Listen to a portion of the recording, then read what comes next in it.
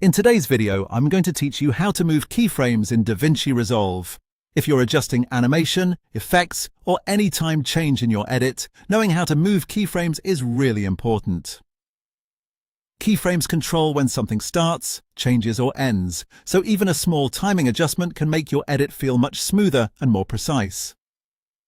The good news is that moving keyframes in DaVinci Resolve is very simple once you know where to look. Start by going to your timeline. This is where your clips are arranged and where you'll be making the adjustment. Make sure you're on the clip or section of your edit where the keyframes have already been added.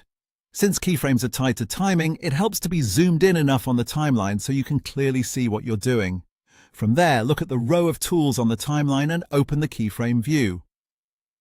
This will reveal the keyframe timings for the selected clip.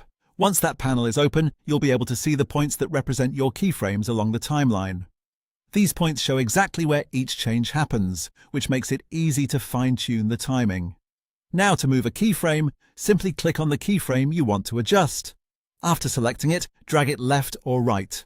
Dragging it to the left moves that keyframe earlier in time, which means the change will happen sooner.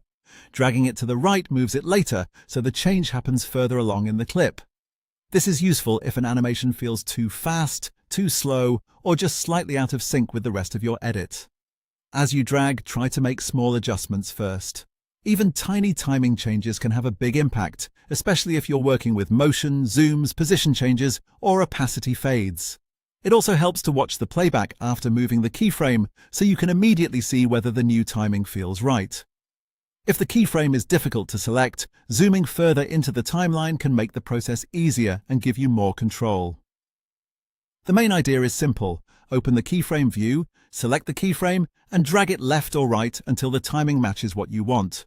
That's all there is to moving keyframes in DaVinci Resolve. Once you get comfortable with this, you'll be able to make your edits feel much more polished and intentional.